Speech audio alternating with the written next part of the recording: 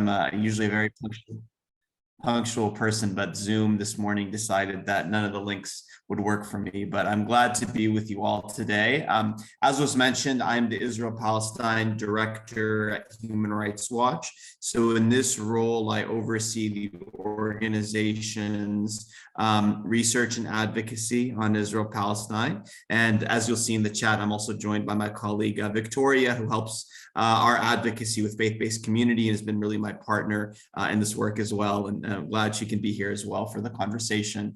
My background is I'm an American lawyer by training. So I've been working on human rights for well over a decade in different contexts. I covered Egypt for Human Rights Watch, wrote a report on the mass killings of protesters after the coup in 2013. I've represented men detained in Guantanamo Bay, among other things, and I've been doing this job for more than 6 years now, being based for about half that time in the region before the Israeli government deported me over my human rights advocacy in November of 2019. So I really welcome the chance to engage with all of you in conversation today. What I will try and do in my presentation, which I'll try and limit to about 30 minutes, is to lay out in brief our report that reached the conclusion that Israeli authorities are committing the crime of apartheid against Palestinians. So I'll sort of explain a little bit of what led us to the research that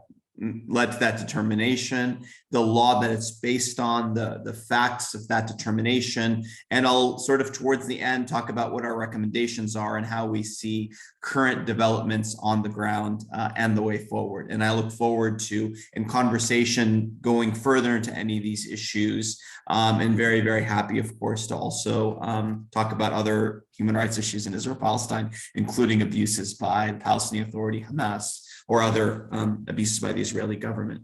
So let me start by saying that Human Rights Watch has been working on Israel-Palestine for well over 3 decades. And I would say, over the years, obviously, discrimination, repression has become a more and more central focus of our work. And I think about 5.5, 6 years ago, around the 50th anniversary of the occupation, it's now about to turn 56. We had a conversation at Human Rights Watch reflecting on our body of work. And our sense was that while we were documenting critically important developments, right, whether it's killings of Palestinians through excessive force by Israelis, expropriation of Palestinian land, torture and arrest, administrative detention, we were, as the nature of research is, dissecting important developments in particular areas. But that granular type of research was failing to underscore sufficiently the underlying reality on the ground. Now, if I were to summarize that reality on the ground in simple terms, I would say quite simply that we have a reality where one government primarily rules over the area between the Jordan River and the Mediterranean Sea, and that's the Israeli government. In this area where roughly 2 groups of equal size live, about 7 million Jewish Israelis, 7 million Palestinians, and that government's policy has methodically been to privilege Jewish Israelis, members of one group, and repress members of the other group, Palestinians, at different degrees of intensity.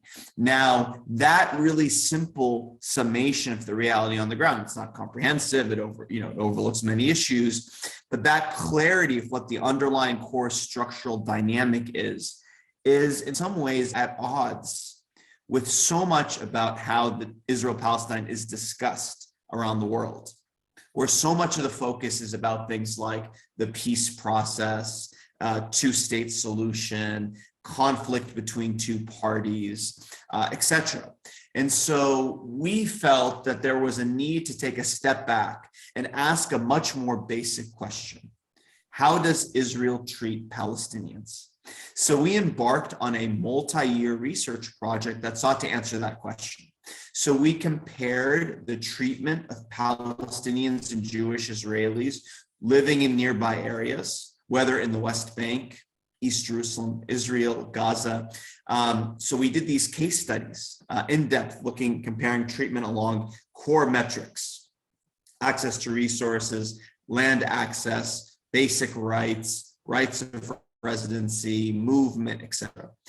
We then added to that, those case studies, a very deep dive looking at patterns of research that we've done for the 30 years we've been working on Israel-Palestine. We compiled statistics, we looked at trends, we did analysis, and then we looked at the works of our partners, Amnesty International, Israeli human rights groups, Palestinian human rights groups, and then we looked at, justifications by the Israeli government, policy planning documents, statements, and we put together this comprehensive 200-page report just laying out how Palestinians are treated along these key matrices.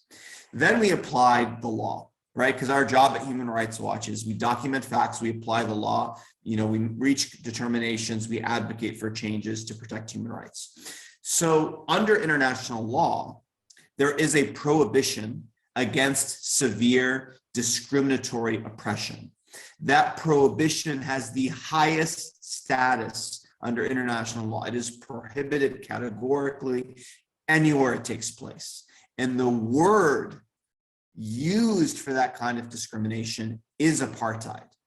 So while for many of us, we hear apartheid and we think South Africa, we think history, international treaties like the International Covenant on the Elimination of Racial Discrimination define apartheid as a universal legal term. And it's actually a crime against humanity, defined not only under a convention from the 1970s about the crime against humanity of apartheid, but it's also one of the 11 crimes against humanity that are defined by the Rome Statute to the International Criminal Court.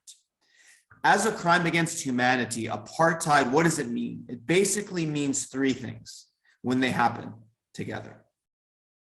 One are really severe abuses known as inhumane acts. Now, those abuses or inhumane acts must take place in the context of systematic oppression by one group of people over another.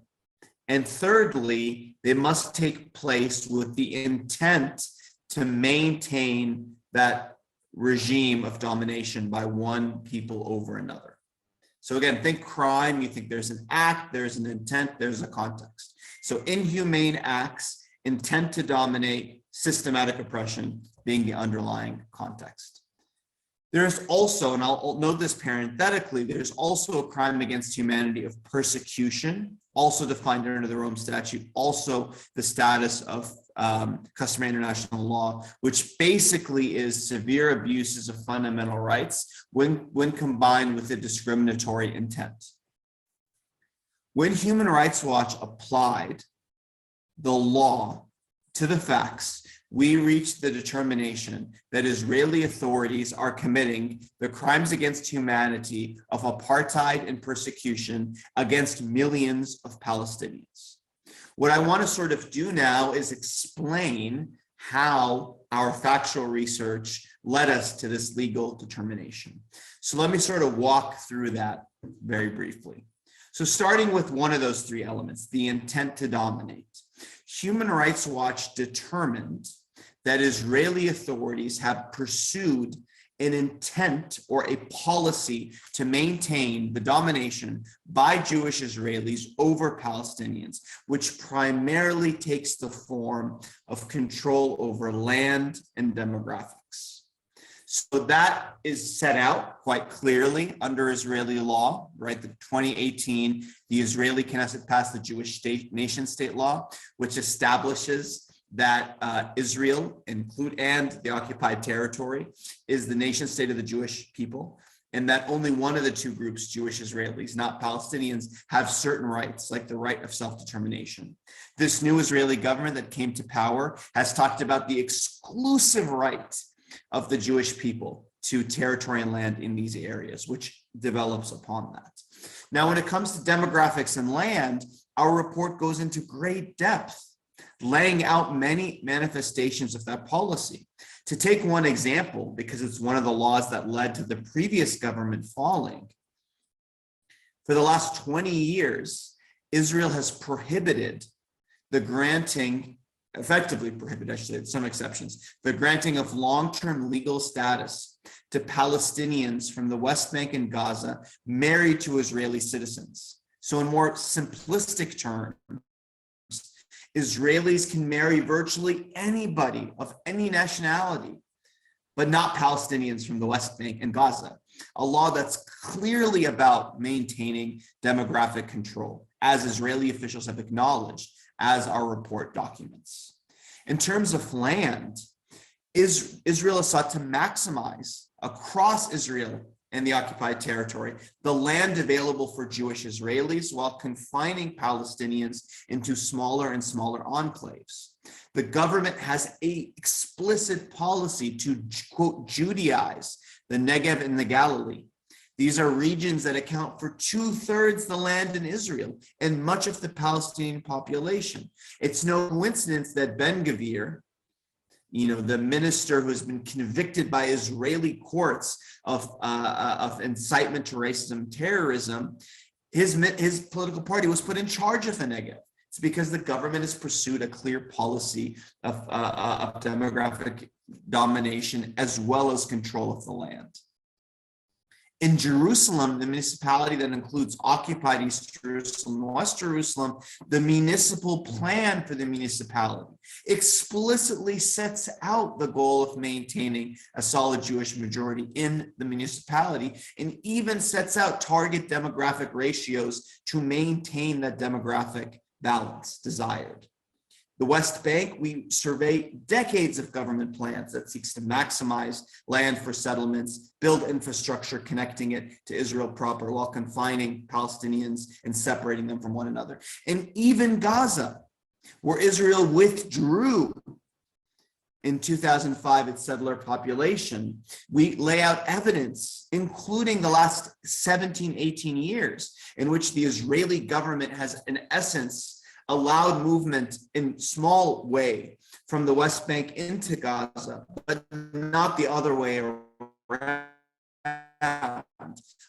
A one-way ticket that can be understood as turning Gaza into a demographic receptacle for holding millions of Palestinians off the demographic books, gerrymandering the territory to maximize maximum Jewish majority across the West Bank, which Israel hopes to retain, and Israel proper. Let me be clear. Saying all this does not negate that Israel faces legitimate security concerns. But many of the abuses at the core of apartheid, whether we're talking about land expropriation, taking land from Palestinians, giving it to Jewish Israelis, giving building permits to Jewish Israelis, denying them authority to Palestinians, the marriage ban I mentioned, have no legitimate security justification.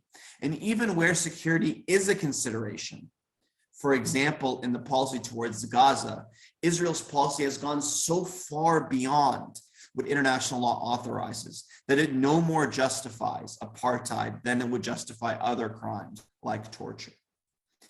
So on this basis, Human Rights Watch concluded that Israeli authorities have pursued an intent to maintain the domination by Jewish Israelis over Palestinians across Israel and the occupied Palestinian territory. So that's phase one, or step one. Step two is there systematic oppression by Jewish Israelis over Palestinians? And the answer was a resounding yes. Now this takes different forms, right? And we survey the different areas of Israeli control. So let's start with the West Bank. In the West Bank, the Israeli government, and I noticed there's a remaining meeting time, so I hope our organizers will direct us to make sure we don't get cut off in 10 minutes.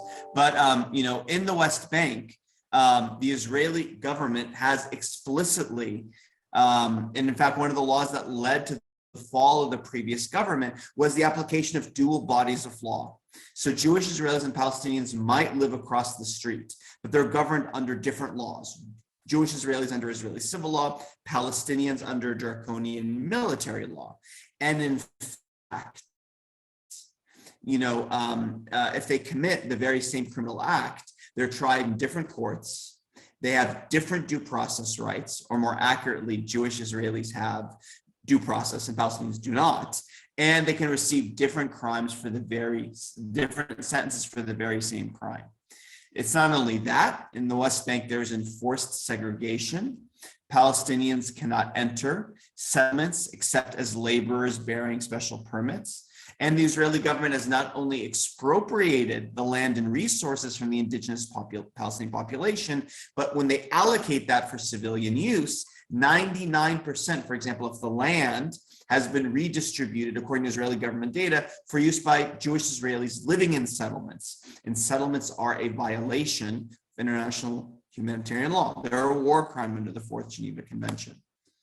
Similar dynamics prevail in East Jerusalem, where although Israel annexed this territory, there continues to be separate and unequal treatment of Palestinians. To give one example, legal status, a Palestinian from Jerusalem is a stateless, for the most part, a stateless person. And if they move to the wrong city, they go abroad for too long, they can lose their right to reside there, as thousands of Palestinians have lost under the occupation. Whereas Jewish Israelis are citizens and they do not lose that status regardless of where they move, what happens to them. In Gaza, for the last 15 years, 16 years almost, the Israeli government has imposed a closure policy, a generalized ban on the movements of people inside